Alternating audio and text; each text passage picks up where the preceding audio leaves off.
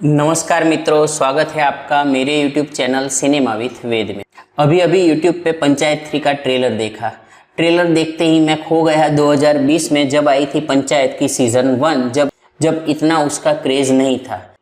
उसके बाद दूसरा सीज़न आया 2022 में और अब थर्ड सीज़न रेडी है 2024 की 28 मई को अमेज़ॉन प्राइम पे।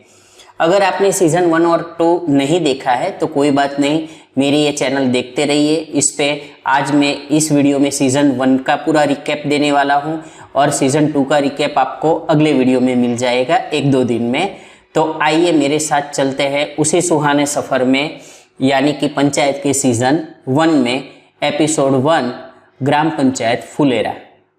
सीज़न 1 का एपिसोड 1 शुरू होता है हमारे सचिव जी यानी कि अभिषेक जी से, जो बस में फुलेरा गांव आने को निकल रहे होते हैं। वही बैकग्राउंड में उनकी स्टोरी दिखाई जाती है कि वो एक फ्रेश इंजीनियर स्टूडेंट है जिनका प्लेसमेंट लास्ट ईयर में नहीं होता और एक्सपीरियंस के लिए सिर्फ उन्होंने ये गांव के सचिव की एग्ज़ाम दी हुई थी जिसमें वो पास हुए थे, जिसकी वजह से आज वो फुलेरा गांव में आ रहे हैं। फुलेरा गांव आज वहाँ उनकी मुलाकात होती है गांव के सरपंच मंजू देवी के पति प्रधान जी से, प्रहलाद जी जो कि उप प्रधान है, विकास जो कि वहाँ पे ऑफिस असिस्टेंट के तौर पे काम करता है।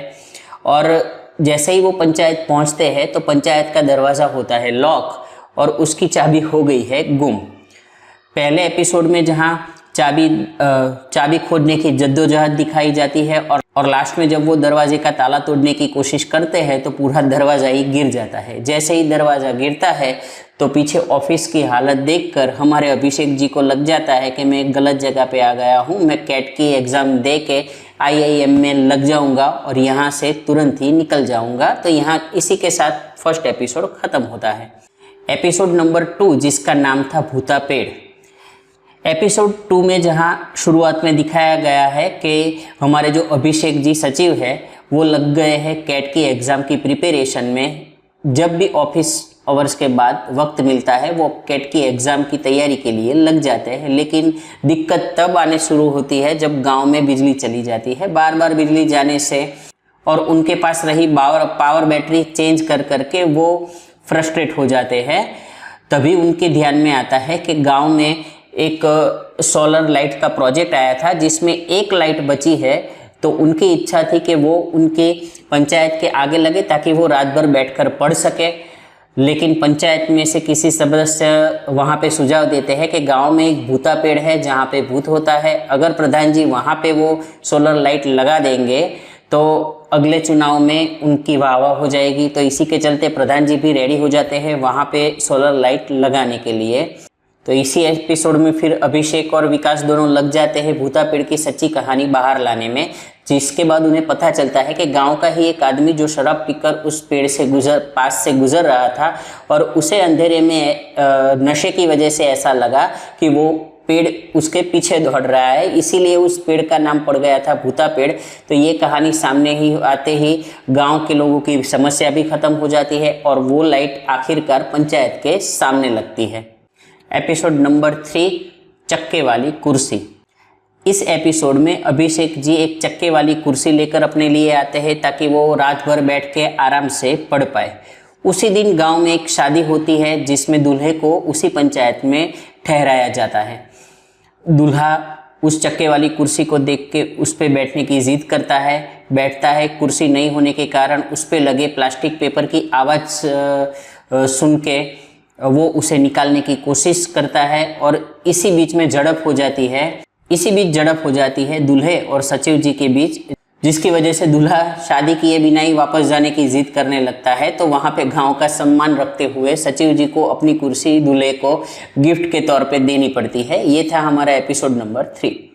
एपिसोड नंबर 4 है हमारा नेता कैसा हो।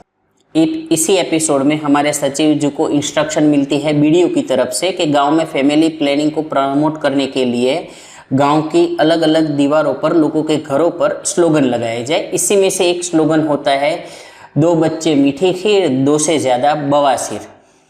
इसको पढ़ के गांव के जो भी लोग थे जिनके पास 2 से ज़्यादा बच्चे थे वो हर्ट हो जाते हैं और वो स्लोगन को मिटाने के लिए कहते हैं। लेकिन अभिषेक जी यानी कि सचिव जी और प्रधान जी दोनों उन्हें समझाते हैं कि स्लोगन बुरा इसीलिए रखा गया है कि पढ़ के लोगों को बुरा लगे कि उनके बच्चे 2 से ज़्यादा है।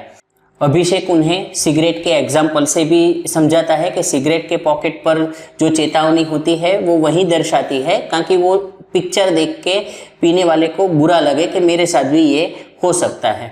आखिर में बीडीओ का फिर से कॉल आता है और वो अभिषेक से कहते हैं कि वो स्लोगन लिखने की कोई ज़रूरत नहीं, क्योंकि पास के गांव में किसी आदमी के 6 बच्चे थे, उसने इसी स्लोगन को लेकर पंचायत के मकान को आग लगा दिया, तो गांव में इस स्लोगन को न लिखे। लेकिन अब प्रधान जी जो सरदार पटेल से प्रेरित होते हैं वो अड़ जाते हैं कि भाई स्लोगन तो नहीं हटेगा। आते हैं एपिसोड 5 पे, कंप्यूटर नहीं मॉनिटर। एक रात को जब सचिव जी आराम से सो रहे होते हैं और सुबह जागते हैं तो उन्हें पता चलता है कि उनके कंप्यूटर का मॉनिटर गायब हो चुका है। इसी के चलते प्रधान जी और सचिव जी दोनों पुलिस के पास जाते हैं। वहाँ पे FIR लिखवाते हैं कि पंचायत के मकान से एक मॉनिटर चोरी हो गया है।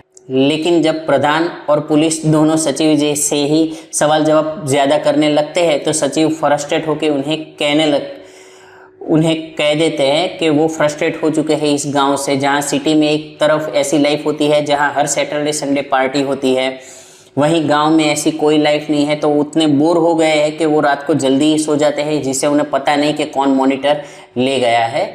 सचिव और पुलिस उनका ये फ्रस्ट्रेशन देखकर चुप हो जाते हैं, उनसे सवाल जवाब करना बंद कर देते हैं। और उसी रात सचिव जी को अच्छा लगाने के लिए प्रधान जी, विकास और प्रहलाद जी तीनों उनके साथ पार्टी करने के लिए उनके ऑफिस पहुंच जाते हैं और तय करते हैं कि जब भी वक्त मिलेगा तो वो ऐसी पार्टियां सचिव जी के साथ करते रहेंगे, क्योंकि उनको थोड़ा शहर जैसा माहौल मिल सके। और इसके अगले ही दिन जब सचिव जी उठते हैं तब मॉनिटर उन्हें पंचायत के दरवाजे पे सॉरी लिखे हुए मिलता है, जहाँ पे चोर ने लिखा होता है कि वो तो इसे टीवी समझ कर ले गया था, मॉनिटर उसके किसी काम का नहीं है। एपिसोड नंबर 6, बहुत हुआ सम्मान। इस एपिसोड में कैट की एग्ज़ाम का फॉर्म फिलअप करने के लिए सचिव जी को ज़रूरत पड़ती है उनके पासपोर्ट साइज़ के फ़ोटो की, जिसके लिए पास में ही रहे फुलेरा मार्केट जाते हैं, जहाँ पे फ़ोटो खिंचवा के बाहर निकलते वक्त विकास और वहाँ पे बैठे 1-2 लोगों से उनकी थोड़ी झड़प हो जाती है और वो लोग उन दोनों को धमकी देते हैं, कल जब फ़ोटो लेने आओगे तब आप दोनों को देख लेंगे।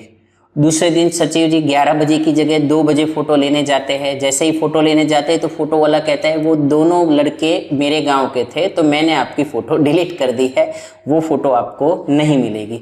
ये सुन के सचिव जी गुस्सा हो जाते हैं, फ्रस्ट्रेट होकर पंचायत वापस आ जाते हैं। रात को फिर से उन दोनों लड़कों का कॉल आता है और सचिव जी को परेशान करना शुरू कर देते हैं। इसके चलते प्रधान जी, प्रहलाद जी, विकास और सचिव जी चारों मिल उसके अगले ही दिन वहाँ पर जाते हैं और उन लड़कों से करते हैं लड़ाई, जहाँ एक लड़का बात बात में प्रधान जी को धक्का लगा देता है और ये देख के सचिव जी गुस्सा हो जाते हैं और वहाँ पे मौजूद लड़कों को पीट देता है। एपिसोड नंबर 7, लड़का तेज है। इस एपिसोड में प्रधान जी अपनी बेटी रिंकू के लिए एक लड़का देख रहे हैं और एक लड़के के साथ उनका रिश्ता तय करने की कोशिश कर रहे होते हैं, जो उनसे 20 लाख रुपए का दहेज मांगते हैं। इसको सुन के अभिषेक जो कि सचिव है वो कहते हैं मेरी तनख्वाह चाहे 20,000 हो चाहे 2 लाख रुपए, मैं कभी भी दहेज नहीं दूंगा। ये सोच के प्रधान जी अपने ही दिमाग में खिचड़ी पकाने लगते हैं अपनी बेटी रिंकू और सचिव जी के बारे में, और वो कैट की बुक लेकर उनसे क्वेश्चन पूछने लगते हैं कि इस क्वेश्चन का क्या आंसर है, और सचिव जी भी उन्हें आंसर देते हैं और वो आंसर सही होता है। तो इन्हें लगता है कि भाई सचिव जी होशियार है और आराम से कैट का एग्ज़ाम दे देंगे, पास हो जाएंगे और IIM में एडमिशन ले लेंगे। लेकिन 2-3 दिन बाद जब एग्ज़ाम ख़त्म हो जाता है और सचिव जी वापस आते हैं तो उनका मूड देखकर पता चलता है कि कैट का एग्ज़ाम उनका अच्छा नहीं गया है और वो अपनी बेटी रिंकू के लिए दिमाग से सचिव जी के रिश्ते की बात निकाल देते हैं। एपिसोड नंबर 8, जब जागे तभी से सवेरा। इस एपिसोड में कैट की एग्ज़ाम की 2 महीने के बाद के वक्त को दिखाया गया है, जहां पे हमारे अभिषेक जी का रिज़ल्ट आ चुका है, वो फेल हो चुके हैं, यानी कि 1 साल पूरा उन्हें फिर से फुलेरा गांव में रुकना है, इससे वो फ्रस्ट्रेट हो चुके हैं। उनका मूड ऑफ देख के उनका ऑफिस असिस्टेंट विकास उन्हें चीयर अप करने की कोशिश करता है, लेकिन उल्टा हमारे सचिव जी तो विकास पर ही टूट पड़ते हैं और उस पे सारा फ्रस्ट्रेशन निकाल देते हैं और बाद में सॉरी भी बोल देते हैं। अब जाते हैं वो मंजू देवी से मिलने, तो क्योंकि गांव की सरपंच तो वही हैं, उनकी साइन की ज़रूरत होती है। वो जब उनकी घर पे जाते हैं तब मंजू देवी कैट के एग्ज़ाम पे बारे में सचिव जी को थोड़ा ताना दे देती है और ये सुनकर हमारे सचिव जी भी मंजू देवी को सुना देते हैं कि आप भी सिर्फ नाम की ही सरपंच हो, सिर्फ साइन की ही, बाकी आपका कुछ चलता नहीं है। ये सुनकर मंजू देवी गुस्सा हो जाती है और तय कर लेती है कि इस बार के 26 जनवरी के पर्व पे जो हमारा तिरंगा है वो लहराएंगी मंजू देवी। लेकिन जो भी तिरंगा लहराएगा उसे राष्ट्रगान आना चाहिए। उसी के लिए वो राष्ट्रगान सीखने की तैयारी करती है और अभिषेक उनकी मदद करते हैं। जब ज़्यादा कोशिशों के बाद भी उन्हें राष्ट्रगान नहीं आता तो वो अपना प्रोग्राम कैंसिल रखती है और प्रधान जी को ही बोलती है कि हर साल की तरह इस बार आप ही जाइए और आप ही तिरंगा लहराइए। अब उस दिन ऐसा होता है कि उसी डिस्ट्रिक्ट के डिस्ट्रिक्ट मैजिस्ट्रेट, जो कि खुद एक औरत होते हैं, वो उस गांव पे पहुंच जाते हैं और सरपंच मंजू देवी की जगह पे उनके पति प्रधान को तिरंगा लहराते देख गुस्सा खो जाते हैं और उन्हें बहुत सारा डांट देते हैं। उसी टाइम पे वहाँ पे मंजू देवी पहुँच जाती है, तिरंगा भी वो लहराती है और राष्ट्रगान भी पूरा गाती है और अभिषेक को भी अपनी गलती समझ में आ जाती है कि उसने जो मंजू देवी से कहा वो गलत कहा। और उसी शाम वो उसी पंचायत के पास में आई एक टंकी पे चढ़ते हैं जहाँ पे उसकी मुलाकात रिंकू से होती है और यहाँ पे हमारे सीज़न 1 का एंड हो जाता है। अगर ये वीडियो आपको अच्छी लगी तो लाइक और शेयर ज़रूर करें।